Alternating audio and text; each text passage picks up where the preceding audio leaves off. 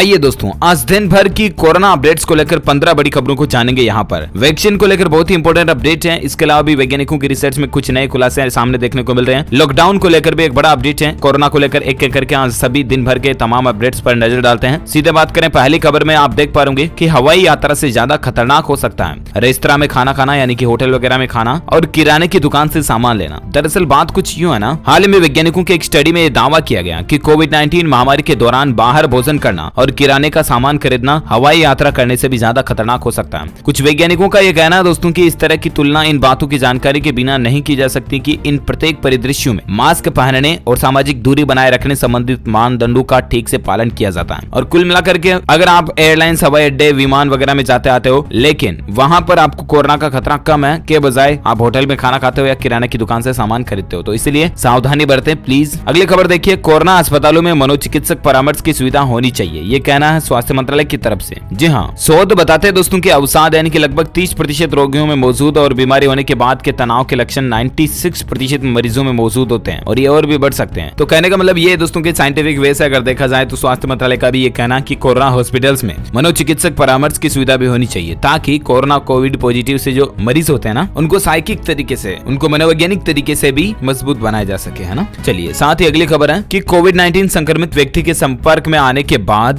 WHO के प्रमुख ने खुद को भी क्वारंटीन कर लिया। देखिए जरा, विश्व स्वास्थ्य संगठन की WHO के प्रमुख जो है ना, टेड्रोस एडनोम घेब्रेयेसस, उन्होंने रविवार देर रात को बताया कि उनके संपर्क में आया एक व्यक्ति कोरोना वायरस से संक्रमित निकला और इसके बाद वे खुद को क्वारंटीन कर रहे हैं। हालांकि उन्होंने जोर देते हुए बताया कि उनको फिलहाल कोरोना का कोई लक्षण नहीं है। उन्होंने एक ट्वीट में लिखा कि मेरी पहचान किसी ऐसे शख्स के कॉन्टेक्ट के तौर पर की गई है जो कोविड-19 से संक्रमित निकला है। उनका कहना कि मैं बिल्कुल ठीक हूँ, मुझे कोई सिम्टम्स नहीं दिख रहे हैं, लेकिन फिर भी उन्होंने खुद को सेल्फ क्वारंटीन कर लिया। अच्छी बात है। अगली खबर देखिए, कोरोना वैक्सीन को लेकर अपडेट है दोस्तों की अब बस आखिरी ट्रायल की चुनौती है, क्योंकि 10 वैक्सीन जो है ना, वो कोरोना की जो बनने की तकरीबन करीब चल रही है। 10 वैक्सीन, जी हाँ, कोरोना वायरस महामारी के लिए वैक्सीन की खोज अब अंतिम चरण में चल रही है। ताजा अपडेट ये है दोस्तों की दुनिया भर में 10 ऐसी वैक्सीन है जो कि फेज 3 यानी कि आखिरी चरण के क्लिनिकल ट्रायल में पहुंच चुकी है। हालांकि इसके साथ ही वैक्सीन को जल्द से जल्द लॉन्च करने का शोर भी थोड़ा धीमा पड़ा है। 2 महीने तक जो कंपनियां 2020 के आखिर तक वैक्सीन लॉन्च करने का दावा कर रही थी, उन्होंने भी तारीखें बदलना शुरू कर दिया और अब कई कंपनियों का कहना है कि साल 2021 की पहली तिमाही जनवरी, फरवरी, मार्च तक वैक्सीन आने की संभावना है। देखते हैं आखिर कब तक आती हैं। फिलहाल अपन आगे बढ़ते हैं अगली खबर में, जहां देखिए प्रिंस विलियम को भी कोरोना हुआ था, लेकिन इस वजह से उन्होंने बीमार होने की बात छिपाई थी। ये कौन है प्रिंस विलियम, पता है?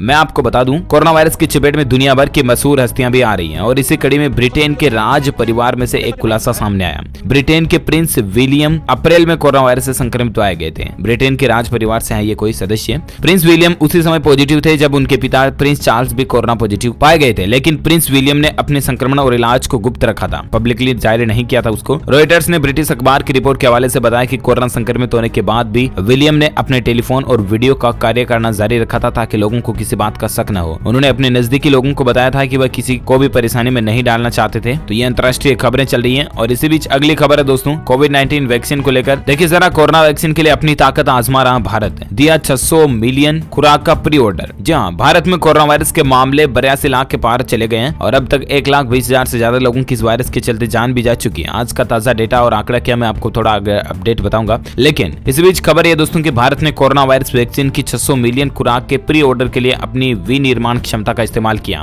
भारत अब इसके बाद 1 अरब खुराक के लिए बातचीत भी कर रहा है। एक स्टडी में यह दावा किया जा रहा है दोस्तों की इतनी वैक्सीन भारत की कम से कम आधी आबादी का टीकाकरण करने के लिए पर्याप्त है। ज्यादातर टीकाकरण में 2 खुराक की जरूरत पड़ती है। हिंदुस्तान टाइम्स की एक अखबार की खबर के मुताबिक global analysis company advanced market commitments ने अपनी हालिया स्टडी में इसकी जानकारी दी है। अमेरिका के बाद भारत ही दूसरा ऐसा देश है जिसने वैक्सीन के अब तक इतने ज्यादा प्री ऑर्डर दिए हैं। तो ये अपडेट चल रहा है भारत को लेकर। और साथ ही अगली खबर देख पा रहे होंगे, कोरोना वायरस के नए मामलों में पिछले 7 सप्ताह से गिरावट जारी है। संक्रमण मुक्त होने की दर 91% तक पहुंच चुकी है, ये राहत की बात है। साथ ही अगला अपडेट देखिए, आयुर्वेद की 4 दवाएं कोरोना वायरस के उपचार में कारगर पाई गई है। अखिल भारतीय आयुर्वेद संस्थान का यह दावा निकल कर आ रहा है। जी हाँ, भारत के लिए बड़े ही गौरव की बात है दोस्तों कि आयुर्वेदा से कोरोना का इलाज मुमकिन हो पा रहा। देखिए जरा, आयुर्वेद की 4 दवाओं के इस्तेमाल से कोरोना के हल्के एवं मध्यम लक्षणों वाले रोगियों का उपचार संभव है। आयुष मंत्रालय की दिल्ली स्थित अस्पताल अखिल भारतीय आयुर्वेद संस्थान के जनरल आयु केयर में प्रकाशित एक केस स्टडी में यह दावा किया गया कि ये 4 दवाएं हैं, आयुष क्वाथ, संसमनी वटी, फीफाट्रोल और लक्ष्मी विलास रस। ये 4 दवाएं कोरोना वायरस के प्रति कारगर पाई गई है। आयु केयर जनरल के ताजा अंक में प्रकाशित रिपोर्ट के अनुसार ये केस स्टडी एक 30 साल के स्वास्थ्य कर्मी की है जो कि कोरोना वायरस से संक्रमित था और मध्यम मध्यम लक्षणों वाला रोगी था। 2 दिनों के संक्रमण के बाद उसे भारतीय आयुर्वेद संस्थान में भर्ती किया गया, जहां पर उसको कोरोना की इन 4 दवाओं का ट्रीटमेंट चलाया गया और लगभग 6-7 दिन में ही वो व्यक्ति रिकवर हो गया। देखिए जरा उसको क्या क्या अनुपात में क्या क्या ये दवाइयां दी गई। चौथे दिन से ही उसकी स्थिति में सुधार देखा गया। बुखार, सांस लेने में तकलीफ, गले की खराश एवं खांसी में भी कमी आई। इसी प्रकार सिर दर्द, बदन दर्द में भी कमी का रुझान देखा गया तथा स्वाद, खाने की स्थिति भी वापस सुधरने लगी। यह उपचार 6 दिन तक जारी रखा गया और 6-7 दिन में तो उसका कोरोना टेस्ट ही नेगेटिव निकला। जरा देखिए यानी कि आयुर्वेद कितना ताकत पावरफुल है, इस बात का अंदाजा आप आसानी से लगा सकते होंगे इस एनालिसिस से ही। चलिए फिलहाल अगली खबर देखिए। राजस्थान राज्य में कोरोना के चलते मुख्यमंत्री अशोक गहलोत का फैसला, दोस्तों की पटाखों की बिक्री और आतिशबाजी पर रोक लगेगी। जी हाँ, राजस्थान के मुख्यमंत्री अशोक गहलोत ने कहा कि लोगों की जान की सुरक्षा करना हमारे लिए सर्वोपरि है। इसी कोरोना महामारी को देखते हुए पटाखों की बिक्री पर रोक लगाने का फैसला किया गया है राजस्थान राज्य में। दरअसल राजस्थान की सरकार ने लॉकडाउन को लेकर नई गाइडेंस जारी की है। इसके तहत सभी स्कूल, कॉलेज, कोचिंग इंस्टीट्यूट वगैरह ये तो 16 नवंबर तक बंद रहेंगे, ठीक है ना। वहीं swimming pool, cinema hall, theatre, multiplex, entertainment park आदि भी पहले के आदेश के अनुसार 30 नवंबर तक बंद रहेंगे। इसके साथ ही मुख्यमंत्री अशोक गहलोत ने कहा कि कोरोना महामारी के इस चुनौतीपूर्ण समय में जनता के जीवन की रक्षा सरकार के लिए सर्वोपरि है और इसीलिए राज्य सरकार ने कोरोना वायरस महामारी को देखते हुए पटाखों की बिक्री और आतिशबाजी पर भी रोक लगाने का फैसला किया। मुख्यमंत्री गहलोत रविवार शाम राज्य में कोरोना संक्रमण की स्थिति में नो मास्क, नो एंट्री तथा शुद्ध के लिए युद्ध अभियान की भी समीक्षा कर रहे थे। मुख्यमंत्री ने बैठक में अनलॉक 6 के दिशा निर्देशों पर भी चर्चा की और इस तरह से कुल मिलाकर के बैठक में मुख्यमंत्री ने कहा कि पटाखों से जो निकलने वाला विषैला धुआं है वो कोरोना वायरस संक्रमित रोगियों और आम जन के स्वास्थ्य की रक्षा के लिए भी राज्य में पटाखों की बिक्री और आतिशबाजी पर रोक लगाने का फैसला किया जाता है। सो प्लीज दोस्तों, this is an humble request to you from DLS by, that is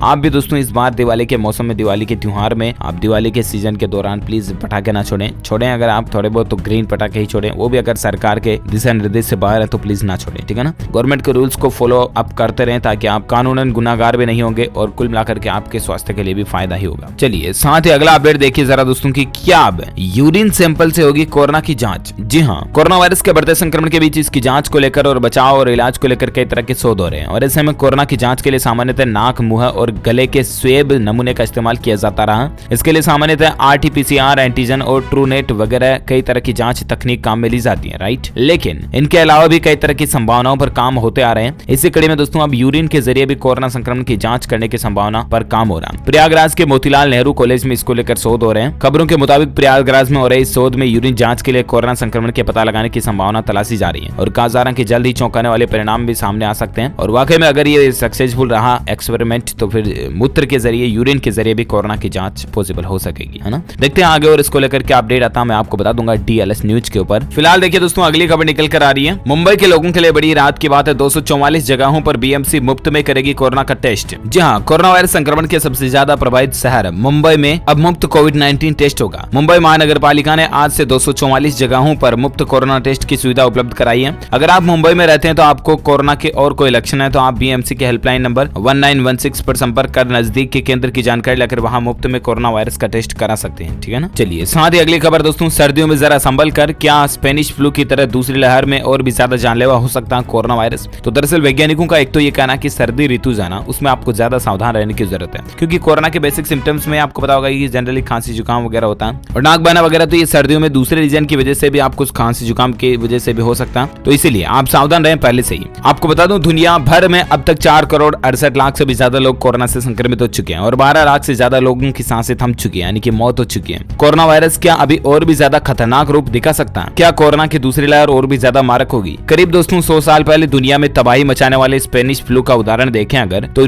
यूरोपीय देशों में कोरोना वायरस की तरह दूसरी लहर पर नजर डालें तो इन सवालों का जवाब हाँ में मिलता है और ये बेहद डरावना भी है। दरअसल साल 1918 में दुनिया भर में स्पेनिश फ्लू नाम की एक बीमारी फैली थी जिससे तकरीबन 50 करोड़ लोग संक्रमित हुए थे और करीब 2 से 5 करोड़ लोग मारे गए थे। यानी पहले विश्व युद्ध में मारे गए सैनिकों और नागरिकों की कुल संख्या से भी ज्यादा लोगों की जान इस बीमारी ने छीन ली थी। हालांकि ये बीमारी 2 साल तक रही थी लेकिन इसका सबसे क्रूर रूप 1918 के अंत के 3 महीनों में ही दिखा था। विशेषज्ञों का कहना है कि स्पेनिश फ्लू की तरह दूसरी लहर में कोरोना वायरस का म्यूटेशन हो चुका था जिससे ये और भी घातक बन गया था और इसमें भी कोरोना वायरस का म्यूटेशन हो सकता है और ये घातक बन सकता है, एक एक्सपेक्टेड अनुमान है। So please be careful. वहीं भारत के आज के ताजा आंकड़ों की अगर बात करें ना तो दोस्तों पिछले 24 घंटों के दौरान 45,231 नए केस सामने देखे गए और 496 लोगों की मौत हुई। देश भर में कोरोना मरीजों की संख्या 82 लाख के पार पहुंच चुकी है। एग्जैक्ट डेटा देखिए जरा, 82,29,313 कुल संक्रमित केस हो चुके हैं जिसमें से 5,61,000 एक्टिव केस है यानी कि सक्रिय है जिनका इलाज चल रहा है, जबकि 75,44,000 से भी ज्यादा लोग ठीक हो चुके हैं इस वायरस के चलते, है ना।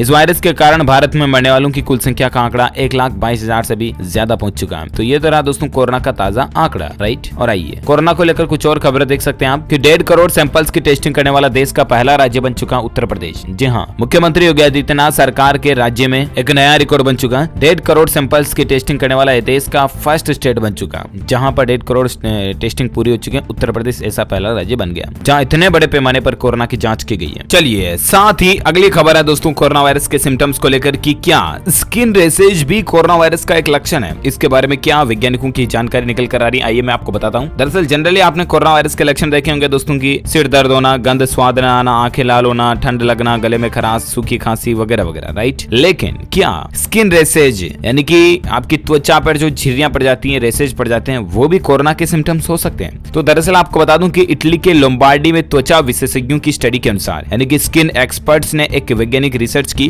और उसमें पता चला दोस्तों कि अस्पताल में जिन 88 कोरोना वायरस रोगियों की उन्होंने जांच की, उनमें से 18 में वायरस से संक्रमित होने के बाद स्किन रैशेज की प्रॉब्लम भी देखी गई। अब ये स्टडी आखिर क्या कहती है, तो आपको बता दूं कि किंग्स कॉलेज लंदन की स्टडी में कोरोना वायरस के प्रमुख लक्षण के रूप में स्पष्ट रूप से त्वचा पर चकत्ते दिखाई दिए। इस विश्वविद्यालय के शोधकर्ताओं के अनुसार वायरस सबसे पहले कुछ लोगों या उन लोगों की त्वचा पर दिखाई देता जो अन्य लक्षण विकसित नहीं करते। उन्होंने सुझाव भी दिया दोस्तों कि स्किन रैशेज को गंभीरता से लिया जाना चाहिए और तुरंत इसका इलाज भी किया जाना चाहिए। रैशेज कैसे दिखते हैं? हालांकि ये बताना मुश्किल है कि कोविड मामलों में स्किन रैशेज कैसे दिखते हैं। दरअसल वे एक दूसरे से काफी अलग हो सकते हैं। कुछ लोगों में ये रैशेज के साथ पित्ती के रूप में नजर आते हैं, जबकि किसी में ये चिकन पॉक्स की तरह या कई मामलों में धब्बों के निशान की तरह बन जाते हैं। ऐसे में स्पष्ट रूप से ये कहना काफी मुश्किल है कि स्किन पर रैशेज आखिर कैसे पड़ते हैं, लेकिन पड़ सकते हैं कोरोना वायरस के केस में, ये बिल्कुल पॉसिबल है, ठीक है ना। ओके, तो कोरोना वायरस को लेकर आज दिन भर की तमाम बड़ी खबरें, मुख्य समाचार, हेडलाइंस, न्यूज का अपडेट वीडियो फ्री शुदा। वैसे आप मुझे नीचे कमेंट करके बताएगा दोस्तों कि आप कौन से राज्य में रहते हैं, ताकि पर्टिकुलर मैं आपके राज्य के समाचार भी आपके मोबाइल तक पहुंचा पाऊंगा। इस वीडियो को लाइक करना, ज्यादा से ज्यादा अपने दोस्तों के साथ फेसबुक और व्हाट्सएप पर शेयर भी करना। और अगर आप DLS न्यूज चैनल पर पहली बार आए हैं तो फिर चैनल को सब्सक्राइब करके बेल आइकन जरूर दबा देना, ताकि आपको रोजाना के ताजा अपडेट्स तुरंत आपके मोबाइल पर मिलते रहेंगे। Thank you, take care, good bye, Jai Hind, जय भारत, वंदे मातरम।